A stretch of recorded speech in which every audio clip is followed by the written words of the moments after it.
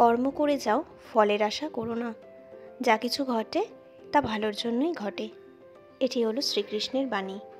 দিনটা ছিল শনিবার, জন্মাষ্টমীর দিন। এই দিন ভগবান শ্রীকৃষ্ণ ধরাধামে এসেছিলেন।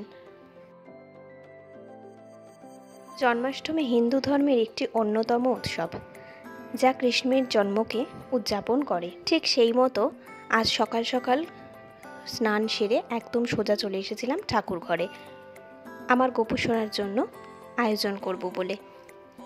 প্রথমে তো দেখলেই স্নান সেরে চলে গিয়েছিলাম একদম ছাদে বাগানের কিছু ফুল সংগ্রহ করতে।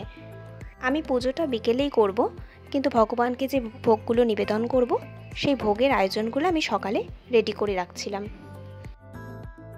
এই যেমন ভগবানের ভোগে প্রথমেই যেটা থাকবে সেটা হলো তালের বড়া। সেই তালের বড়ার জন্য যা যা দরকার সেগুলোকে তৈরি করে নিয়েছিলাম। তালের এই রসটার সাথে অল্প ময়দা, সামান্য সুজি আর পরিমাণ মতো চিনি দিয়ে এটাকে ভালো করে মেখে নিয়েছিলাম। এরপরে ভগবানের আরেকটি প্রিয় খাবার, সেটি হলো মালপোয়া।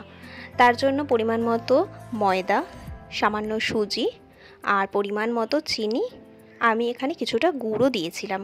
গুড়ের মালপোয়াটাও খেতে খুব ভালো হয়। আর অ্যাড করেছিলাম সামান্য মৌরি।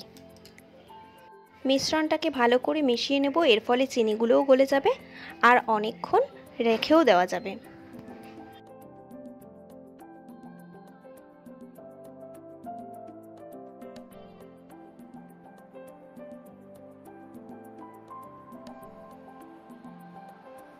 এরপর মোটামুটি দুপুর গড়িয়ে বিকেল হতে যায়, তখন দেখো আমি সুন্দর করে রেডি হয়ে নিচ্ছিলাম পুজোর কাজে যাব বলে। জানো তো, পুজোর দিনগুলোতে আলতা পরতে ভীষণ ভালো লাগে। পুজোর দিনে শাড়িটা পরলেও বেশ ভালো হতো, কিন্তু আমি আর শাড়ি পরার সময় পাইনি। এখানে আমার ভগবানের পুজোর থালাও রেডি আর পঞ্চামৃতও তৈরি করে রেখেছিলাম, দুধ, দই, ঘি, মধু আর চিনি দিয়ে। আর জন্মদিন বলে কথা, জন্মদিনের অন্যতম যেই জিনিসটা দরকার সেটা হলো পায়েস। প্রথমেই আমি এসে আগে পায়েসটা বসিয়ে দিয়েছি। আমার ইচ্ছে ছিল গুড়ের পায়েস করার, কিন্তু গুড়ের পায়েস করার একটাই ভয়, যদি গুড়টা দিলে দুধটা কেটে যায়। তার জন্য আমি যেটা করি, দুধটা ফুটিয়ে অল্প একটু দুধ ঠান্ডা করে তার মধ্যে গুড়টাকে গুলে রেখে দিই। একদম যখন পায়েস হয়ে যাবে, শেষে দুধ আর গুড়ের মিশ্রণটাকে পায়েসের মধ্যে দিয়ে নাড়িয়ে নামিয়ে নিই। দেখো, আমার পায়েস রান্না তো তৈরি। এবার আমি গোপু সোনার জন্য আগে বাটিতে সরিয়ে রেখেছিলাম।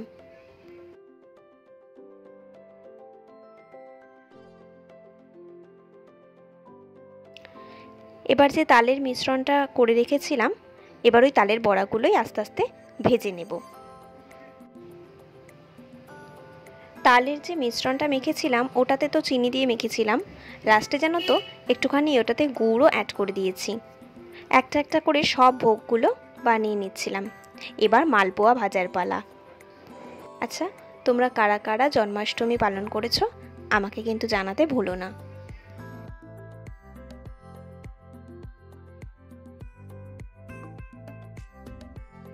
আমি ভগবানের জন্য আমার সাধ্যমতো এটুকুই আয়োজন করেছিলাম। আর এবার আমার রাধাকৃষ্ণের অভিষেকের পালা। পঞ্চামৃত তো তৈরি করাই ছিল, এখন রাধাকৃষ্ণকে ঘি, মধু আর দই দিয়ে একটু মাখিয়ে নিয়েছিলাম।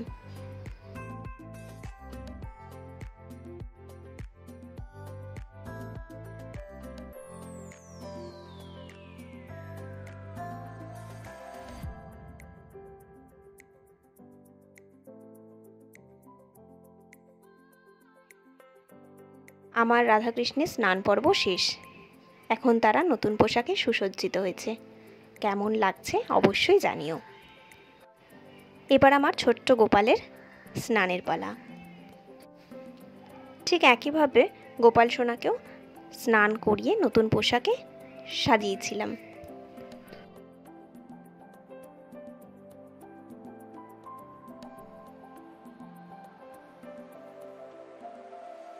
তারপর আমি রাধা, কৃষ্ণ, গোপালকে ভোগ নিবেদন করেছিলাম। আমি আমার সাধ্যমতো এইভাবেই জন্মাষ্টমী ব্রত পালন করেছি। তোমাদের কেমন লাগলো জানাতে কিন্তু ভুলো না। আজ এটুকুই, আবার দেখা হবে অন্য কোনো ব্লগে। আজ আসি, টাটা।